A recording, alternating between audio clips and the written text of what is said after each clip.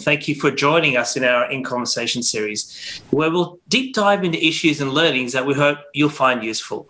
Today, the hot topic is cybersecurity, and you might have heard a bit of our little chat as we were going through. Unfortunately, the bad guys are getting smarter, and we need to find ways to stay 1 or 2 steps ahead. 1 in 2 companies now are experiencing a data breach every year, with an average cost of about $3.9 million impacting their business. In fact, there was a few notifications of that in the press just here in Australia as well yesterday. It's so bad that the US Justice Department has now launched a direct task force to disrupt the digital ecosystem that supports these bad guys, or as we call them, nefarious actors. So today, please join us in conversation with Nate, CISO of Corvus Insurance, a company using AI to understand the cyber risk of a company and their appropriate insurance levels. So I'm sure he's seen it all.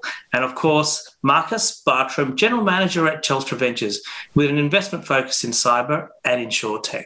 So not going to hear from me anymore. I think it's over to the 2 specialists in this space. So over to you, Marcus. Thanks very much, Gup. And I'm really delighted to share the Zoom stage with Nate today. Like you say, CISO at Corvus Insurance, one of our portfolio companies. And I'm really looking forward to the conversation because Nate has really traversed so much of the cyber landscape in different roles in companies, both on the customer side, being the CISO, to the vendor side, and now with Corvus Insurance. But for the next 20 minutes, we're going to dive into some big topics in cybersecurity. But first, welcome, Nate. Thank you. Lovely to see you. Likewise. Maybe to start with, could you kind of share like a scene-setting conversation around what the impact of the last 12 months has been on business and cybersecurity? Yeah, absolutely. I think it's been amazing to see, sort of the forced digital transformation in many different ways, shapes, and forms. But we've also seen a tremendous amount of innovation from companies. Just finding ways to continue operating, finding ways to continue to make money, finding ways to work around some of the challenges that have been presented, whether it be, the challenges of having all total remote workforce, or maybe you're a food business that, you've never had to do outdoor dining and delivery before, all of those kinds of things. I think it's really interesting to kind of see all of that. And we're going to talk a little bit about some of those topics today. And, I'm looking forward to the conversation, but I think we've seen a tremendous amount of change in a very short amount of time. And I think it's kind of unprecedented, kind of when you think about, Industry 4.0 and things like that. When we talk about sort of automation and all of these things have really kind of ended up on the doorstep now. They were there before and we were all kind of tinkering and toying with them, but now we've sort of been forced to adopt, lots and lots of new technologies and new approaches to solving problems. So I'm excited to talk about that today with you.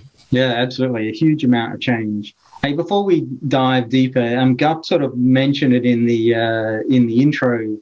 One of the things I've seen firsthand, both in Corvus and some of the other companies we work with, has been this tremendous sort of rise of ransomware. And, in response to this, we saw the formation of the task force by the US government, headed by the DOJ, alongside Europol and UK National Crimes Agency, who really have an ambitious goal to take down the entire ecosystem around ransomware. And, I think this is a fantastic development and something needs to be done. But I think the question I've got is, can this really work? And is this going to work? Right. So love your kind of 2 cents on it. Yeah, it's interesting, and I agree. From the perspective of looking at it holistically, that cooperation and bringing together, multinational organizations, industry players, everything from insurance companies to governments to regulatory agencies, all of those things. I think it's a great way to kind of think through the problem. And if you've read through the paper, there's a lot of sort of takeaways that they've established, like the key things that they've talked about. And I think that they're certainly looking at it in the right way. I believe that there's a great opportunity there. But I guess, with anything like this, the jury will be out until we see enforcement action and how do they continue to build that cooperation. It's hard enough. I mean, if you go back to think about the 9/11 report and all of the things that came out, from that attack, if you think about sort of the challenges that were identified there about cross cooperation between just intelligence agencies in the United States, and that's just within the, sort of that governmental sector, we've just now made this that much more difficult. So now we're going to try to do that cooperation across countries, regulatory bodies, private sector, public sector. It's going to be a challenge. I think the fact that they're at the table talking about it is an important starting point. How they execute is going to be what they're measured on. I think if they can get quick wins on some of those things, like, I know we've talked about this before, but just on the regulatory side with, cryptocurrency, being able to, truly do AML, know your customer kinds of things with those technologies, I think would be hugely beneficial. Will it happen? I'm sure there's going to be, some that will be regulated and some that won't, and it'll just change where the problem originates or where the money goes. But those are the kinds of things I think that'll have the ability to really, make noticeable advances or really kind of raise the cost of, the actor, raise his price so that he doesn't want to do that anymore, he or she. I think there's a tremendous amount of opportunity there. Likewise, I think it's just going to be about, the execution element. Yeah, totally. Look, criminals, if it's easy to commit a crime, they will commit the crime and get the money. If you can raise the bar, then maybe they will do other things or they go out of business. I mean, the ability and the cost of launching a ransomware attack at the moment is like small. It's really, really an effective. It is. And especially when you start thinking about the ransomware as a service actors, if you can disrupt that component of the business, then it kind of narrows the focus on to, more sophisticated actors that will do all of those things themselves. You take the service provider out of the business, it's going to eliminate a lot of the sort of less, experienced actors, hopefully, and hopefully changes some of the dynamic there. Anything to slow it down at this point, I think everybody would be, very much open to. Absolutely. Now, just returning back to the topic I started with, apologies to go down the rabbit hole a little bit, but on the topic of sort of digitization of business and this like change that we've seen, people going into their homes to work, and now there's this sort of inflection point of people coming back. What has sort of happened from a security architecture point of view, like going from what was there to the new view, and then what it looks like when they come back? Yeah. I think that's a good question. I think it's, first, let's talk a little bit about the problem that so many faced, right? I mean, when we went into the pandemic, there was that realization that, okay, we have to have a way to make people work remotely. Maybe the implementation of those technologies and approaches for some people were probably not the best from a security perspective, but they were very much important for returning to operations in many critical fields, right? There wasn't, a lot of people didn't have a strategy to have more than 30%, utilization of a VPN and things like that. And when you shifted, to a full remote workforce, that created challenges. So maybe additional doors and windows were opened that enabled people to work remotely, the things you wouldn't necessarily want done, remote desktop protocols and things like that being used where, we don't have the VPN, but we can still get you into a machine to do your administrative work. All of those things are, have manifested and turned into challenges for people during this time. So I think those problems, really are a problem of architecture. We often talk about all of these digital transformative technologies have been here for a while, And you know, if you're on the vendor side, you've probably been saying, yeah, we've been telling you to buy them because this was going to happen at some point. Maybe we didn't predict it, but we knew that your workforce would go, you know, almost completely remote at some point. This just was an accelerant. You know, so the realization that, you know, the workplace is no longer a place became real. Yeah. So, you know, architecturally, then, you know, I really think that the challenge becomes, you know, being able to strategize on having the ability to protect your worker wherever they are on whatever device that they're on, doing whatever they need to do with the appropriate controls. And I think the realization that has to happen is that those of us that have been around for a while understand that we have these stacks of boxes with different logos on them.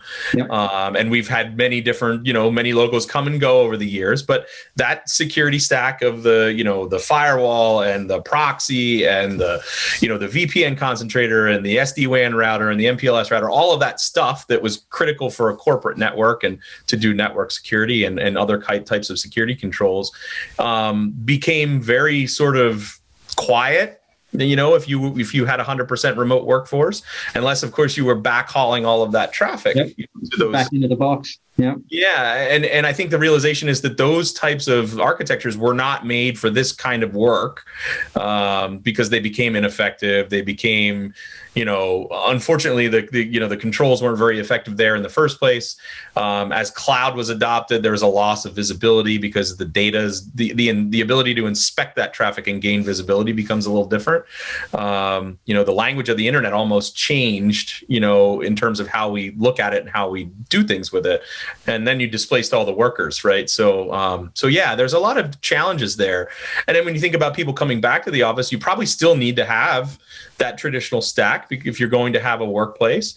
But there's going to be a lot of companies out there that are going to say, I don't ever want us to go back to that. Or, you know, as we were talking about earlier, maybe I'll see you 4 times a year, right? Yeah. Which means that maybe my investments in that infrastructure become less over time. Maybe I don't need as much or as large because I'm not supporting a massive workforce there. So I think that whole shift, you know, having an architecture that allows the agility to be remote and to be local becomes really, you know, kind of where we need to be shifting and looking to go. Yeah, totally. I think there's a really interesting problem that comes up, and I'm going to say much less eloquently than you, but there's a bunch of companies that kind of band-aid and chicken wired their way to remote working, and the security architectures are not what they should be. I think I'd be interested to see from now on whether there's a drive to bring those people back into the office just to kind of solve some of this messiness. Yeah. The remote working will continue. And you know, I think there's bookends of that problem. Definitely. I think that you probably will have some industries in particular that will, you know, be much more apt to return.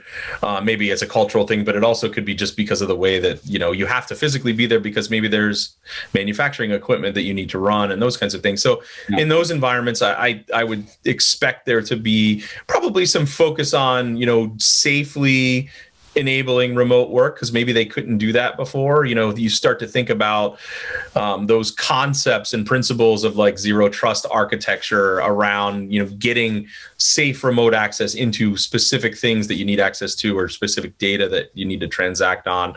I think you're going to see a big shift there. I mean, it's already been happening for a while, but I think this just highlights the need that's just so important because of the chicken wire and the sticks and glue that many were dealing with. They realized that, you know, they ultimately they had to make a trade-off. It was the convenience of being able to be remote because you had to, versus the security of doing it right because you didn't have the time to architect it when you were running on the treadmill trying to get everybody back into a working or operating state. So I think now is going to be the time that there's going to be a lot of re-architecture thinking, and hopefully anyway, and hopefully there's that movement to clean up, you know, all of the cyber hygiene related stuff, patching, closing doors and windows, you know, ports and services that don't belong, and all of those kinds of things that, you know, kind of people almost look past, and we see that a lot in the insurance industry, constantly reminding people, hey, this is not good. We know that you probably need that for remote work, but we can't have RDP open to the internet without, VPN and multi-factor authentication and good solid controls. So, hopefully we get to a place where those things get cleaned up, because otherwise I think it's just, it's a feeding frenzy for the bad guys for sure. Yeah, absolutely. Yeah, it's someone, as I've learned over time, it's the block and tackling and security that actually gives you security. Yes. And then how you re-architect on top of that is a different thing. But you mentioned something in that kind of twigged a question for me, which is organizations' data has now sprayed everywhere as well. So you've sort of moved to a world where, as your employees have gone into their homes or into remote working, companies' data is actually migrated into these environments as well. And you have people who are working effectively in what is unsecured environments with company data. How does either like an enterprise or a mid-market or even a small company deal with that and even discover where all this data is gone, let alone try and secure it? Yeah, it's a great question. And I think there's a number of challenges that I would say that kind of go along with that. I mean, first, when you think about transformation that's been happening just in general, there's a lot of cloud adoption. So SaaS applications are on the rise. They've been on the rise. I know, past research that have done in the past showed that, upwards of, 60, 70% traffic was really becoming bound for cloud services and not traditional internet, right? You're not just going to a website, you're going to something that is much more than that. And so that changes the dynamic a little bit, and understanding that now your data, as you said, is sprawled everywhere. That really kind of changes when you think about what that responsibility model is when you have cloud adoption. As you move to the right and you start looking at SaaS, there's only so many levers that you get to pull as a security person or as an IT person, right? You can decide which services that you use based on supplier governance and risk management and all those kinds of things.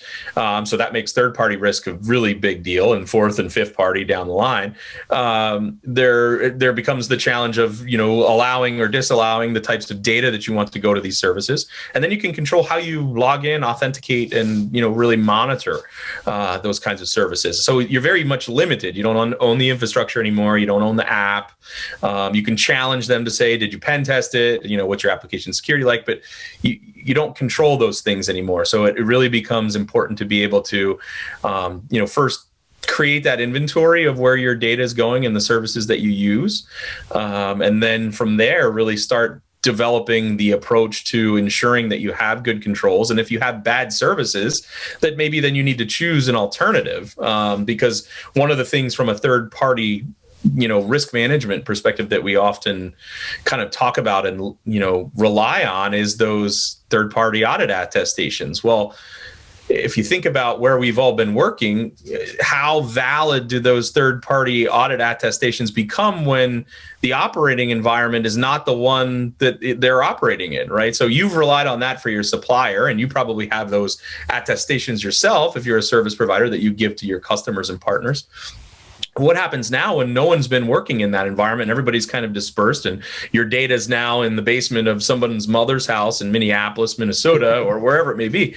That's a really challenging thing. And so it begs the question, what's going to change from the audit side? But I think, more realistically, you just have to start realizing that as you adopt those services, you really don't have the same semblance of control and visibility that maybe you had when you were running the application yourself. Do you think this data sprawl and trying to build the controls back around this, do you think that creates an environment for a new class of companies? Is it a problem that's big enough that a venture-backed startup's going to kind of try and solve this problem? Or is it more in the realms of block and tackling and doing things you're doing and securing and putting those controls in place, using the tools and processes and people that you've got there today? Yeah, I think it's a combination of things. I expect to see lots of innovation for sure. And I think that there are, sort of architectural concepts. I mean, Gartner has one that we talk about a lot. It's called SASE, Secure Access Service Edge. And it's really not a thing. It's a bunch of capabilities, really. And those capabilities make up things like that you've referenced, right? Cloud Access Security Broker. And really, some of the other capabilities that go along with that are really things that we've known about and have had before. They're just delivered in a different way. So, maybe CASB was an early sort of indicator that this was coming. They were a little early to the party, and now they're still key to how a SASE architecture works. But when you start thinking about all of those other services, now they've all also become abstracted away from that data center appliance, right? Firewall as a service, DNS as a service, distributed denial of service protection, and a lot of these other components. And you could add data protection services like DLP and things like that. And really what you've done is you said, I still want those technical controls. I just need them to be smarter. I need them to be much more automated because I don't have people to run them. And I need to move them to where the data is actually going. As opposed to trying to reverse that architecture like that we've all been doing. Like, let's just bring the data back to this one inspection point, which doesn't make a whole lot of sense from a performance or cost or any real perspective. So I think that architecture, and I think there's going to be an ecosystem of players there that are going to, what I think is going to be big is the integrations that they have with each other.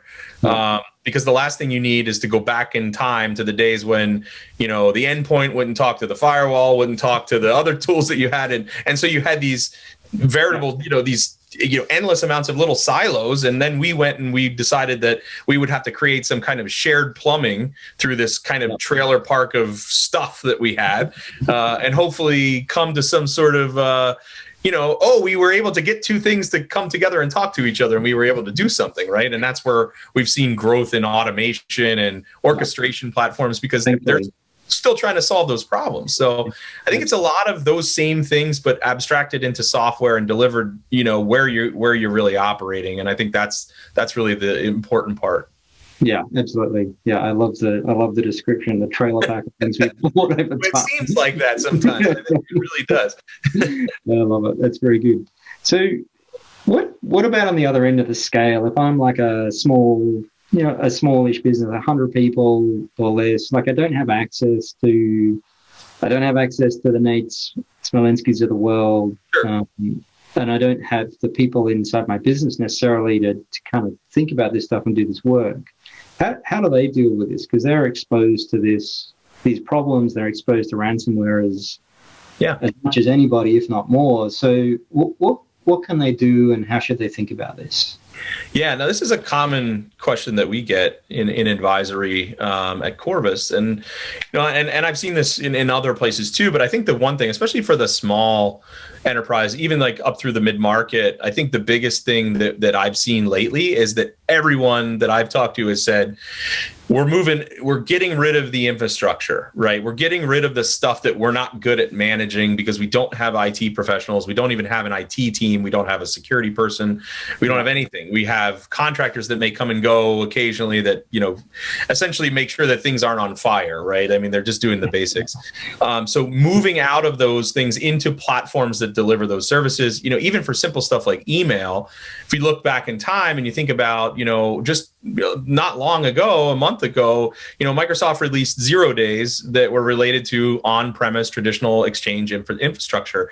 And, at Corvus, we reached out and we notified, customers that had those kinds of exposures that they needed to patch and what the reason was. But when you start thinking about if they could have all just been at Google or Office 365, they wouldn't have had those same challenges because those patching cadences and things like that would have been taken care of. So a lot of the basic care and feeding that tends to lead to big problems, go back to that concept of cyber hygiene, patching becomes super important. So if you can eliminate some of those things that architecturally and operationally that you normally dealt with, I think that makes things easier. So adopting more SaaS obviously is a place that people want to go. It's predictive in cost. There are a lot of elements there, but I think from a security perspective, we've seen a much better delivery of virtual CISO services. services these days than, maybe 10 years ago, where it was really just a consultant saying, I'm here to help you. Now there are really programmatic approaches that look at, assessing your business and trying to build a program for you, but with a fractional resource that you don't need to spend, hundreds of thousands of dollars trying to pay to be a dedicated resource. It really becomes a person who is really just aimed at, focused on, let's get you through these programmatic changes, and then maybe helping you manage an SLA with a service provider that does the hands-on work. That seems to be a model that is really kind of taken off, and I think will continue to grow. Yeah, makes oodles and oodles of sense.